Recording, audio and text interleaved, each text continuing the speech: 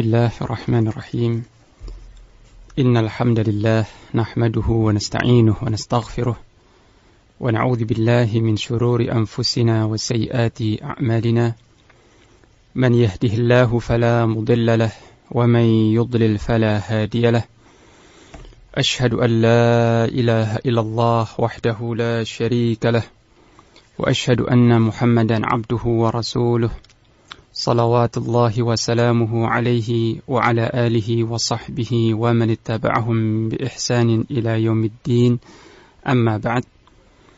Kaum muslimin rahimakumullah, para pendengar yang budiman, hal-hal yang dilakukan oleh para makmum di saat khutbah pertama adalah at-tabkir ilal masjid wad-dunu minal imam, bersegera menuju ke masjid dan mendekat kepada imam.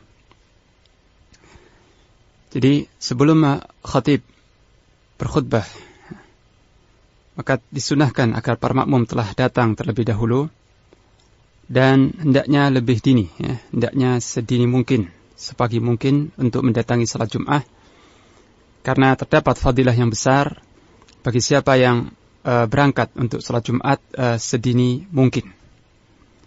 Diriwayatkan dari Abu Hurairah radhiyallahu anhu, dia berkata, telah bersabda Rasulullah sallallahu alaihi wasallam, "Idza kana yaumal jum'ati kana ala kulli babin min abwabil masjid malaikatun yaktubuna al-awwal fal-awwal, fa idza jalasa al-imamu tawaw as-suhuf wa ja'u yastami'una adh-dhikr."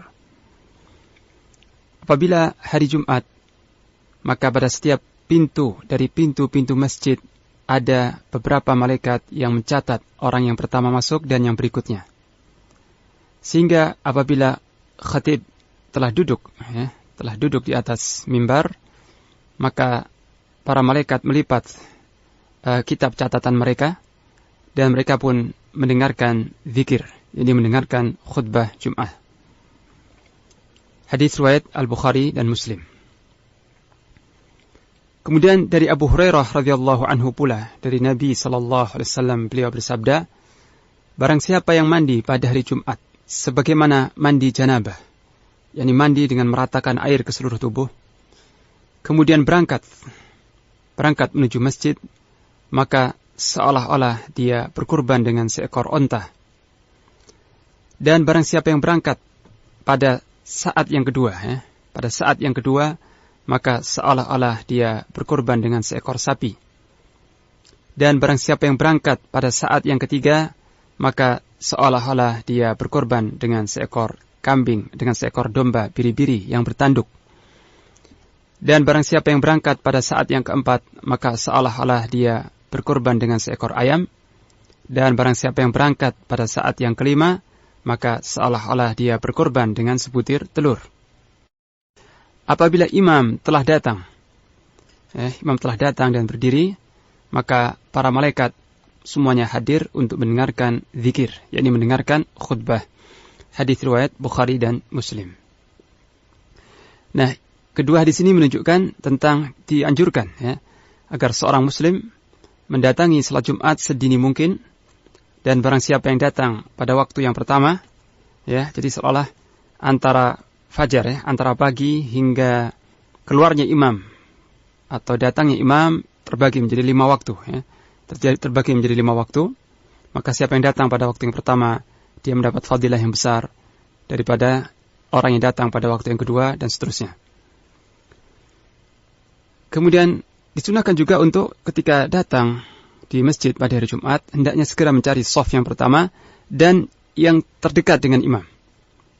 Jadi siapa yang datang pertama atau datang lebih awal di masjid, maka hendaknya mencari shaf yang pertama dan mencari posisi yang dekat dengan imam atau dengan imam. Diriwayatkan dari Samurah bin Jundab radhiyallahu anhu bahwa Nabi sallallahu alaihi wasallam bersabda, "Uhduru adz-dzikr wadnu minal imam, fa innar rajul la yazalu yataba'ad hatta yu'akhkhara fil jannah wa in dakhalaha." Hadirlah kalian pada saat zikir. Ini pada saat khutbah. Jadi hadis-hadis ini menyebutkan khutbah Jumat dengan sebutan az-zikr, ya, zikir. Karena di dalam khutbah Jumat terdapat zikrullah, terdapat ayat-ayat Al-Quran dan nasihat-nasihat serta peringatan. Dan Allah Ta'ala sendiri menyebutnya dengan zikir. Seperti dalam firman-Nya, Ya ayyuhalladzina amanu, idza nudiya lis-salati min yaumil jumu'ati, fas'au ila zikrillah. Wahai orang-orang yang beriman, apabila telah dikumandangkan azan pada hari Jumat, maka bersegeralah kalian menuju zikrullah. Maka bersegeralah kalian menuju zikrullah, menuju zikir, yaitu khutbah Jumat, datangi untuk mendengarkan khutbah Jumat. Hadirlah kalian pada saat khutbah dan mendekatlah dari imam. Karena sesungguhnya seorang laki-laki senantiasa menjauh dan menjauh hingga akhirnya dia pun diakhirkan, ya, ditempatkan yang belakangan di surga, ya, ditempatkan di kedudukan yang rendah di surga meskipun dia memasukinya. Hadits hasan riwayat Abu Dawud dan Imam Ahmad. Kemudian yang dilakukan oleh para makmum ketika datang untuk mendengarkan khutbah, ya, adalah al-masyu ilal jum'ah wa adamur rukub laha illa lihajah. Berjalan menuju salat Jumat dan tidak berkendara, ya, kecuali jika ada hajat, ada keperluan. Jadi dianjurkan, khususnya jika jarak antara rumah dengan masjid tidak terlalu jauh, ya, agar mendatangi salat Jumat dengan berjalan kaki. Meskipun punya kendaraan, tapi dianjurkan untuk berjalan kaki, dan tentang ini ada keutamaan tersendiri yang sangat besar.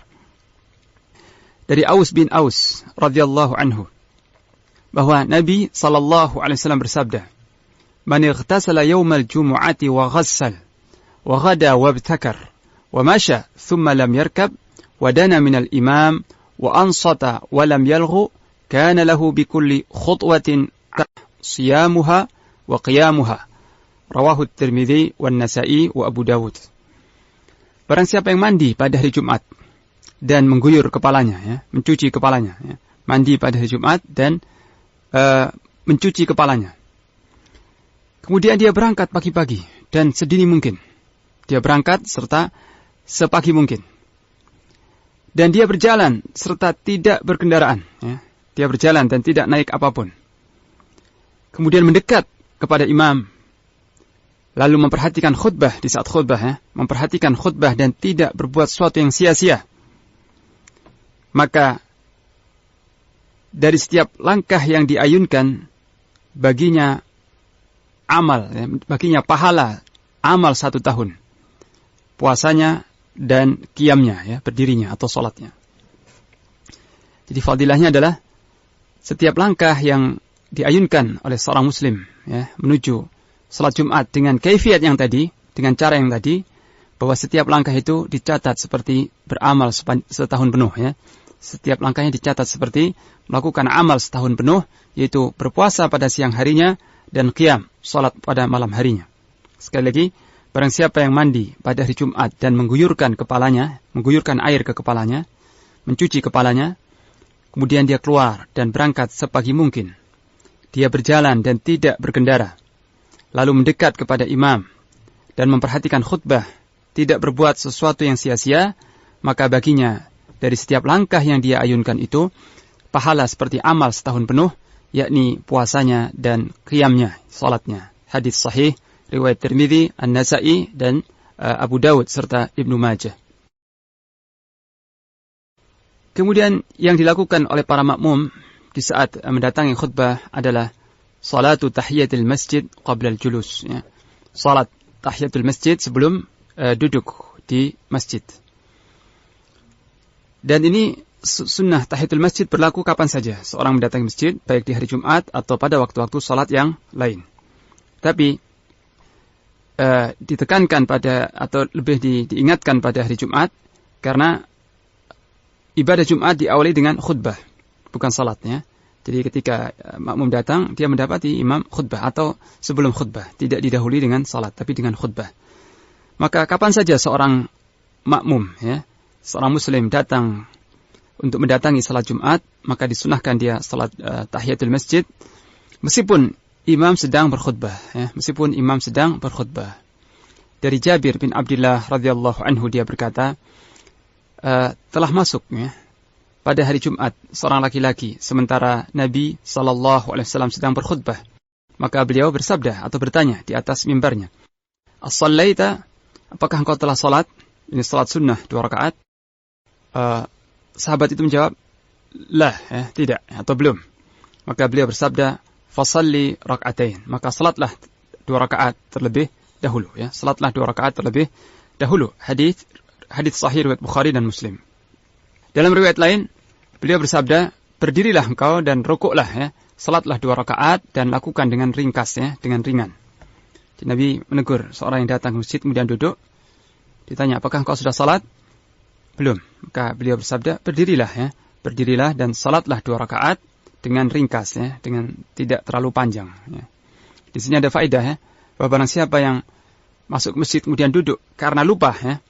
Dia masuk masjid belum salat tahiyatul masjid karena lupa atau karena tidak tahu hukumnya, ya. Tidak tahu bahwa itu sunnah, maka tetap dianjurkan atau boleh baginya berdiri, ya. Berdiri dan salat sunnah tahiyatul masjid.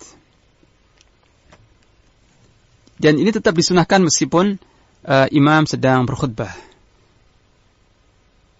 Dan jika dia masuk masjid sementara jarak waktunya masih jauh dari keluarnya imam, maka boleh seorang makmum atau seorang muslim melaksanakan salat sunnah seberapa dia suka, ya. Setelah tahiyatul masjid, dia boleh melakukan salat sunnah mutlak berapa rakaat pun yang dia suka sampai saat datangnya imam. Dalilnya adalah sebuah hadis yang berbunyi, "Tsumma yusalli ma kutiba lahu, tsumma yunsit idza takallama al-imam." Kemudian orang yang datang ke masjid itu salat, ya, seberapa yang ditakdirkan baginya, kemudian dia memperhatikan apabila imam sudah berkhutbah. Jadi disunahkan dan boleh seorang yang masuk ke masjid pada hari Jumat untuk melaksanakan salat sunnah seberapa dia suka, seberapa dia mampu, sampai datangnya imam untuk berkhutbah. Akan tetapi, sebagaimana telah kita singgung sebelumnya, untuk salat Jumat tidak ada sunnah qabliyah, tidak ada salat sunnah qabliyah, ya. Dikarenakan apa? Dikarenakan pada masa Rasulullah SAW, azan Jumat itu dikumandangkan oleh Bilal setelah Rasulullah SAW mengucapkan salam kemudian duduk, ya. Jadi azan baru dikumandangkan oleh Bilal setelah Nabi SAW naik ke atas mimbar, mengucapkan salam kepada kaum muslimin, kemudian beliau duduk. Nah, ketika duduk itulah Bilal mengumandangkan azan Jumat. Nah, begitu selesai Bilal mengumandangkan azan, maka, ya, setelah berdoa selepas azan, ya, dengan doa yang masyhur, maka Rasulullah SAW segera berdiri untuk berkhutbah. Maka tidak mungkin ada waktu, ya, ada jeda waktu yang memungkinkan bagi para sahabat atau bagi jamaah untuk melaksanakan salat qabliyah Jumat, ya. Dikarenakan mereka sibuk mendengarkan khutbah Rasulullah SAW, ya. Dan tidak dibayangkan bahwa ketika Rasulullah SAW naik ke atas mimbar berdiri untuk berkhutbah, kemudian kaum muslimin salat sunnah 2 rakaat, ya. Menyikapinya dengan salat sunnah 2 rakaat. Ini sangat jauh dari dibayangkan seperti itu.